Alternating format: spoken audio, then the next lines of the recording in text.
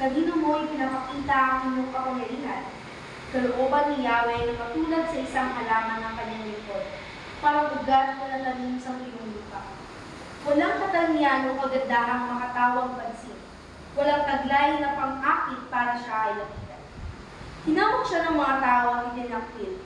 Nadalas niya ang hakdi at hirap.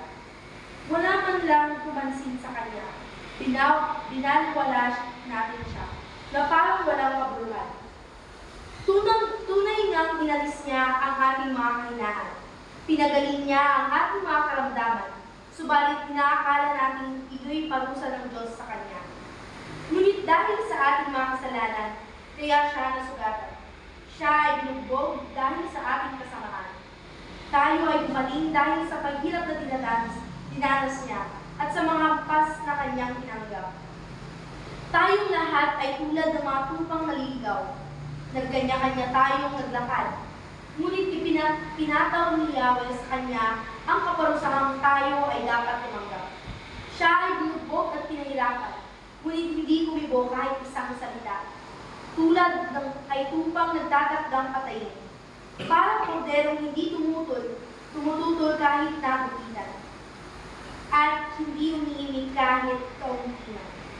Nang siya'y ulilin at atulan upang mamatay, wala man lamang nagtanggol sa kanyang kalagayan. Siya ay pinatay dahil sa salang sangkatauhan. Siya'y pinilibing na kasama ng masasama at mayayaman, kahit na siya'y walang kasalanan o nagsabi man lang kasinungalingan. Sinabi ni Yahweh, ang kanyang paghihirap ay kalooban ko. Ang kanyang kamatayan ay handog para sa kapatawaran ng kasalanan. Dahil dito'y mabubuhay siya ng matagal. Makikita ang lahing susunod sa kanya. At sa pamamagitan niya ay maisasagawa ang ating panukala. Pagkatapos ng mahabang pagdurusa, muli siyang lalasap ng ligaya.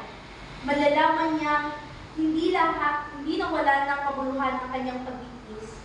Ang tapat kong lingkod na lubos kong kinalulugdan ang siyang tatanggap sa parusa ng marami. At alang-alang sa kanya, sila'y papatawarin.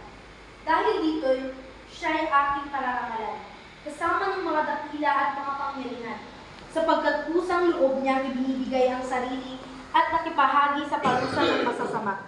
Inako niya ang mga makasalanan at idinalangin sila'y patawarin.